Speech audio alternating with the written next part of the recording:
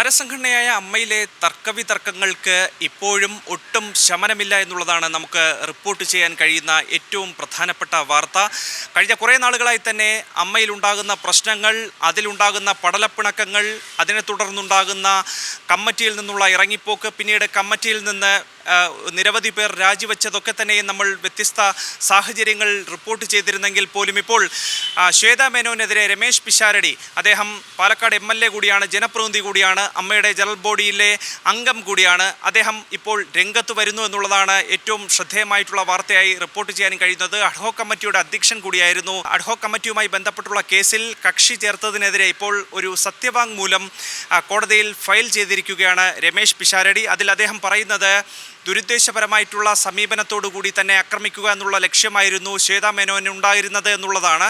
മാത്രമല്ല, ഇതിനു പിന്നിൽ വ്യക്തമായിട്ടുള്ള രാഷ്ട്രീയ കാരണങ്ങൾ കൂടിയുണ്ട്, രാഷ്ട്രീയ പശ്ചാത്തലം കൂടിയുണ്ട് എന്നതടക്കമുള്ള കാര്യങ്ങൾ കൂടി അദ്ദേഹം കോടതിയിൽ സമർപ്പിച്ചിട്ടുള്ള സത്യവാങ്മൂലത്തിൽ പറയുകയും ചെയ്യുന്നു. അമ്മയുടെ നടത്തിപ്പിന് അഡ്ഹോക് കമ്മിറ്റി രൂപീകരിച്ചതിനെതിരെ പിഷാരടിയെ എതിർകക്ഷിയാക്കി ശ്വേതയാണ് ഇപ്പോൾ കോടതിയെ സമീപിച്ചിരിക്കുന്നത്. കേസിൽ നിന്ന് ഒഴിവാക്കണമെന്നുള്ളതാണ് പിഷാരടിയുടെ പ്രധാനപ്പെട്ട ആവശ്യം.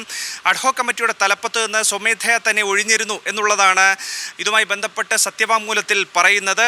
അതുകൊണ്ട് കമ്മിറ്റിയുമായി ബന്ധപ്പെട്ടുള്ള കാര്യങ്ങളിൽ ഉൾപ്പെടുത്തേണ്ടതില്ല എന്നതടക്കമുള്ള കാര്യങ്ങൾ കൂടി പിഷാരടി പറയുകയും ചെയ്തിരുന്നു. പക്ഷേ അമ്മയുടെ ജനറൽ ബോഡി യോഗത്തിൽ പങ്കെടുത്ത് കൃത്യം 1 മണിക്കൂറിനുള്ളിൽ കൊച്ചിയിൽ നിന്ന് പാലക്കാട്ടേക്ക് മടങ്ങി എന്നുള്ളതാണ് പിഷാരടി വ്യക്തമാക്കുന്നത്. അതിനുശേഷം അമ്മയിൽ എന്തൊക്കെ പൊട്ടിത്തെറികൾ ഉണ്ടായി, എന്തെല്ലാം പ്രശ്നങ്ങൾ ഉണ്ടായി എന്നുള്ള കാര്യം തനിക്കറിയില്ല. താൻ അവിടെ ഉണ്ടായിരുന്ന സമയത്ത് സംഭവിച്ച കാര്യങ്ങൾ മാത്രമേ തനിക്കറിയാവൂ എന്നുള്ളതാണ് അദ്ദേഹം വ്യക്തമാക്കുകയും ചെയ്യുന്നത്. പിന്നീട് ശ്വേതാ മേനോന് നേരെ കണക്കുകൾ സംബന്ധിച്ചുള്ള ആരോപണം അമ്മ ജനറൽ ബോഡിയിൽ ഉയർന്നു. തുടർന്ന് ശ്വേത അമ്മയുടെ പ്രസിഡന്റ് സ്ഥാനത്ത് നിന്ന് രാജിവെക്കുകയാണെന്ന് അറിയിച്ച ശേഷം സ്ഥലത്ത് നിന്ന് പോയി എന്നുള്ളതാണ് ചില മുതിർന്ന അംഗങ്ങൾ തന്നെ വിളിച്ചു പറയുകയും ചെയ്തിട്ടുള്ളത്.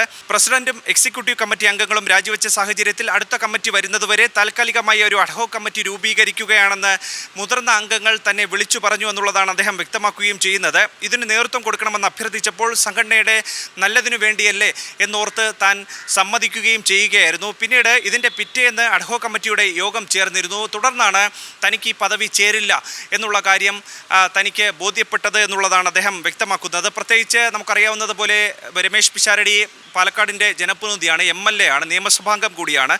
ഇങ്ങനെ നിയമസഭാംഗം കൂടി ആയിരിക്കുന്ന സാഹചര്യത്തിൽ അഡ്ഹോക് കമ്മിറ്റിക്ക് നേതൃത്വം കൊടുക്കാൻ തന്നോട് പറഞ്ഞ മുതിർന്ന അംഗങ്ങളെ ഇക്കാര്യം അറിയിക്കുകയും ചെയ്തു എന്നുള്ളതും അദ്ദേഹം വ്യക്തമാക്കുകയും ചെയ്യുകയാണ്.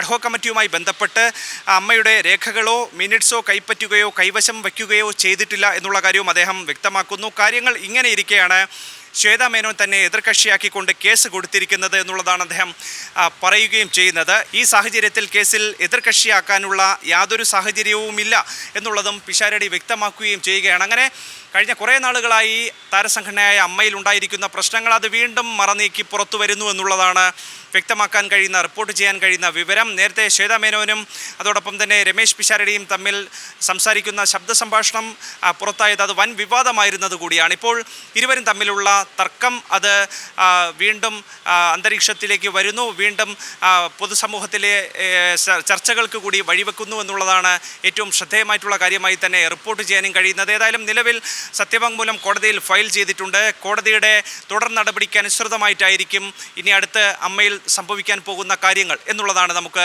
ഈ ഘട്ടത്തിൽ റിപ്പോർട്ട് ചെയ്യാൻ കഴിയുന്നത്. ഏറ്റവും പുതിയ വാർത്തകളും വിശേഷങ്ങളും വിരൽ തുമ്പിലറിയാൻ Zee മലയാളം ന്യൂസ് എല്ലാ ഡിജിറ്റൽ പ്ലാറ്റ്ഫോമുകളിലും ലഭ്യം.